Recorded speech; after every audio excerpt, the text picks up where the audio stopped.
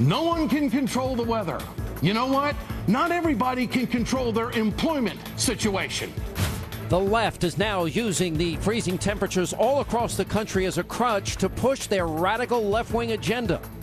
Not only can we stop the wind from blowing, we can't stop the Republicans from being heartless and cruel.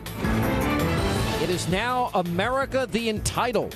We are called to put an end to economic and social inequalities that threaten to unravel the city we love. Rudy Giuliani responds to the Big Apple's new mayor and his obsession with raising taxes on the so-called rich. More of my conservative solutions for America tonight. We go in depth with the former CEO of Shell Oil to explain how energy independence can remedy our current economic crisis. All of that plus a great American panel that breaks down the latest Dennis Rodman meltdown. Do you have to take the abuse? Well, we gonna take it. Do you, sir? Let me know. Are you gonna take that abuse? We're gonna get it. And Tim Tebow's epic ESPN debut. Hannity starts right here, right now. And welcome to Hannity. We begin tonight with the big chill that is shattering records all across the country. And thanks to the so-called polar vortex of frigid air, we have wind chills as low as -24 in Michigan and in the negative teens elsewhere in the country, keeping schools, businesses closed. Many flights are grounded tonight. And earlier this morning, New York City broke a 118-year-old record with a low temperature of 4 degrees, -17 with the wind chill. And standing by outside our studios in Midtown Manhattan to tell us how it feels. I was watching you on New Year's Eve. This is horrible. We keep doing this to you. If it had been like this on New Year's Eve, we were out there for hours. I know. We all would have been frozen to death by the time that broadcast was over. It is 9 degrees on my phone here. But if you look at that map that you just showed, Sean, -6 degrees here with the wind. So this is the Sean Hannity wet T-shirt contest. Oh, it's the conservative version. Wow. When did you want that? Earlier, but we're going to show you how quickly a T-shirt will freeze. Watch this. This bucket is full of water. We have our Fox News T-shirt here. We're dousing it with water. Wow. And it's going to freeze. Let's see. I'm going to try. Still looks wet, Ainsley. I know, but it doesn't take long, Sean. It doesn't take long. Wow. Look at this. What? That it's freezing already, you can tell. I'm glad I'm not outside with a T-shirt that's wet. While that's getting frozen, yeah. We have a video of a man throwing water in the air, and it instantly is freezing. Let's watch this. This is fascinating. Isn't that incredible? It's boiling water. Yeah, and it becomes snow. Right, and you know who discovered this? It was a student. I was reading about this earlier. A student was making homemade ice cream, and they heated the milk, and they realized that the ice cream froze quickly when the milk was hot. I was wondering, I was watching you all on New Year's Eve, and I was wondering how at some point your mouth has to start freezing and you can't speak, but that didn't happen. Oh, no, Sean, toward the end of the broadcast, we could barely talk. Yeah. All right. Well, it was really cold. All right, tell you what, we're going to go to our segment, and when we're going to come back by the end of the segment, and we're going to look and see if, is that now frozen? Yeah, look. All right, we'll come back to Ainsley at the end of the segment. We'll get an update on all of that. And while temperatures continue to hit historic lows, it seems as though the freezing cold weather is getting some liberals, especially those over at the Peacock Network, NBC. And for starters, during a show on Friday, NBC News host Al Sharpton got all dressed up to tout his left-wing theory on global warming and even slam Fox News. Watch this. These right-wingers are boiling over with denial. Just because it snows in winter doesn't mean the planet isn't getting warmer. It sure doesn't take much for the folks at Fox to hit their melting point. The results of tonight's experiments are in. And we've deduced the right wing could use a new talking point. All right, you can't make this stuff up. And while Sharpton, he puts on his white lab coat and peddles that inaccurate theory, his colleague over there, Eddie Schultz, he's using the weather as a metaphor for what? Politics, Republicans. No one can control the weather. You know what? Not everybody can control their employment situation. Not only can we stop the wind from blowing, we can't stop the Republicans from being heartless and cruel. Yeah, heartless and cruel. Now, it didn't end there. The left-wing lunatic, he actually goes on to blame the cold weather.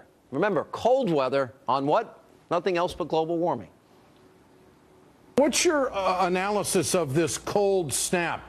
Is it climate change, the aftermath of what we have seen happen in our environment? How do you call it, Mace?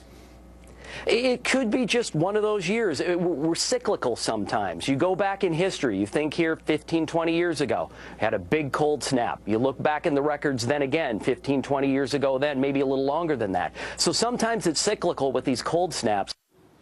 All right, here with reaction from the Competitive Enterprise Institute, Chris Horner's back with us, and clean tech investor and eco-entrepreneur Howard Gould is with us. Guys, good to see you. Good to see you, Sean. Hi, Sean. 118-year record, and I think the one that got me the most, Chicago, is actually, it's colder there than at the South Pole. Now, maybe I'm not the... How do you explain that, Howard? Well, we've been talking about this polar vortex. The fact is that you've got Arctic air that is moving down over the, over where we are currently, where it should be up on top of the Arctic, because the Arctic itself is actually heating. And so it's a question of physics. As hot air rises, cold air falls, and unfortunately that hot air is rising off the top of the Arctic, is because and it's falling down over us. Do you think this is because of global warming? Yeah, I do. All right, now, absolutely. If you look at I have seen this. If you go back to Time magazine, Chris, you know this, they actually were proclaiming the next ice age is coming. Now it's become global warming. Now they seem to be backing off and just talking about climate change in general, so they can't be as wrong as often. But if it snows, global warming. Doesn't snow, global warming. If it's cold, global warming. If it's hot, it's global warming. If it rains, global warming. If it doesn't rain, global warming. It seems like everything is global warming. Your reaction?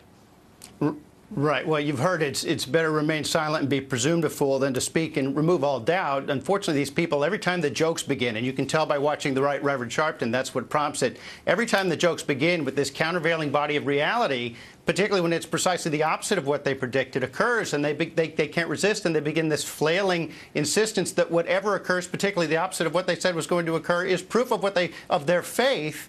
It only burns indelibly in the public's mind, I think, that the lack of seriousness of the movement, the lack of consistency, and the bankruptcy of their claim to science. Time said in '74 that global cooling caused a polar vortex. Who caused the polar vortex that allowed Washington's army to escape in the other 70s, the 1777 escape from Trenton to win at the Battle of Princeton? That was a polar vortex in January that allowed him to escape. This is what happens, but then they seize upon it. And again, it's always when the jokes begin in the face of mounting countervailing reality to say, well, this is exactly what we predicted. Even if it's just like, if you like your plan, you can keep it. Meant, of course, you were going to lose it. Any fool could have seen that. It was so self-evident. They claimed the opposite. They didn't need to argue it. Same thing's going on here. They're doing our work for us. Yeah, I got to be honest, Howard. I mean, how do we believe the same people that were predicting just a couple of decades ago that the new ice age is coming, and now they're advancing the global warming theory? I mean, it seems that you lost credibility. And then, of course, we have scientists that were caught making up data. Well, we can get to that in a second. I mean, the fact is, you're talking about an article that was written 40 years ago. 40 years ago, in Time magazine, you're talking 1974. Yes, there's evolution that's going on in science. We know more about the atmosphere. We know more about what is occurring on our planet. But isn't this about an agenda? Wait, just hang on a second, though. But I think to what Chris was saying, I think is quite ironic, because it's the fact is that you guys don't have people on the show to talk about issues of climate change or global warming. Well, what are you, a potted unless plant? All of a sudden it comes out that it's, hey, it's cold out. So obviously the climate must not be We've done entire hours warming. on the topic. I don't know what show you're watching. Chris, it seems as I look at over the years, the patterns are very clear. There's an ebb and flow to temperature and global temperatures and the Earth's temperature. It seems that we're just in a different cycle right now, and there seems to be a political agenda. Am I wrong? But climate changes. It always has. It always will. There are deniers, people who claim that climate didn't change until the horrors of industrial man, which must be curbed. But there will always be people who seize upon climate or weather to assail those whose lifestyles they don't like. For example, the witch next door caused the crops to fail and the babies to die. She doesn't have an SUV, set her on fire. That was very common during the Little Ice Age, during a previous cooling. So there will always be people seeking to take advantage of it. But, Sean, you do shows on global warming when they say warming is proof of warming. So I disagree with Howard. You do shows also when they make something fools themselves saying cooling is proof of warming. All right, but my favorite story are the global warming alarmists that got stuck in the ice, and then their rescuers got stuck in the ice. But I got to run. Guys, good to see you both. We check back in with Ainsley Earhardt, the co-host of Fox and Friends First. Come on, no way. Is that really the? Yes. That's the one? That's the same T-shirt. Wait a minute. Where's the other T-shirt? Just so we can prove it to over everybody. Here. Can you see? Can you pan over on this T-shirt? I'm trying not to slide because we, poured water on the ground. Well, Here's now I know one. why you kept shaking it, because you knew that would happen, because you're scientist Ainsley Earhardt. That's exactly right. Tell my old teachers that.